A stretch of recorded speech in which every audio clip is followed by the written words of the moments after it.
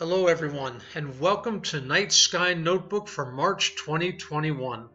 These are the exciting things that are going to be happening in our sky this month.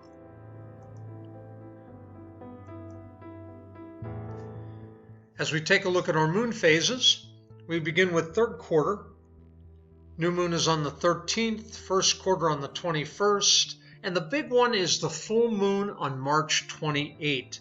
That is going to be the first of 4 super moons, and we'll take a look at that in a bit.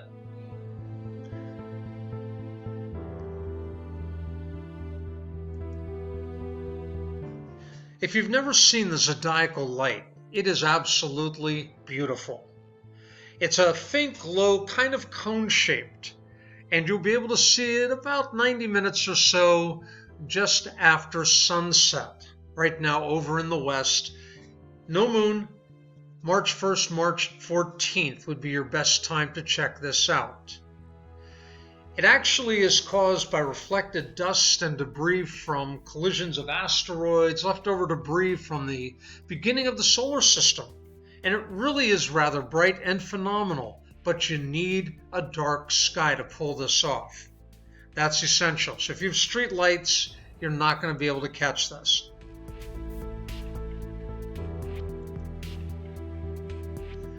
The red planet Mars visits the Pleiades on March 2nd. Now that's going to be really neat. The Pleiades are gorgeous, Mars is gorgeous. The only issue here is Mars isn't going right through the Pleiades. It's going to be straddling just underneath. But it's still going to be a beautiful sight. Grab your binoculars. Can you see both of them in the same binocular field? This is going to be pretty.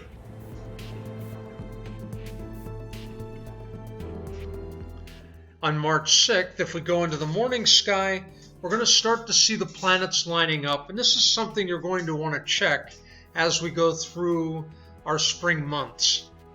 Jupiter and Saturn are now in the morning, but they are low. So this is going to be a little bit of a challenge. Jupiter should be fairly easy, and Mercury is right next to it. So we have the largest planet, Jupiter, and the smallest planet, Mercury, just sitting right next to each other, March 6th, right before dawn, about 5:45 a.m. Binoculars would be a big help for this.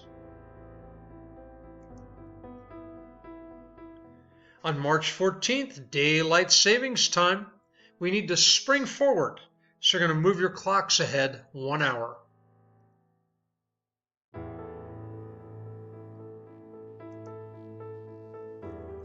On March 19th, Moon and Mars. Mars has moved pretty far away from the Pleiades by this point. The Moon will be just past Mars on this night, and you'll be able to get a good shot of these. Aldebaran is right there as well, and that's a nice red giant star. So look at the color of Aldebaran and Mars and compare them up and see what you think. Binoculars, again, would be a really good help for this.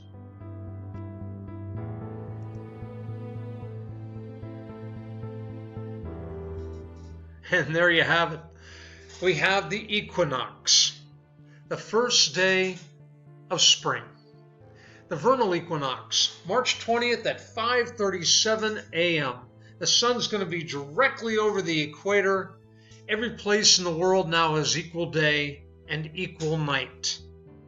Can you balance an egg on end during the equinox? You can, but of course you could do it on any other day of the year as well. Check it out, the sun will rise due east and set exactly due west, only on the equinox. Spring is here, March 20. And finally, we end the month with a supermoon. Again, we have 4 of these this month, March, April, May, and June. May's will be the largest of the 4. But start with this one coming up. Moonrise will be about 7:26 p.m.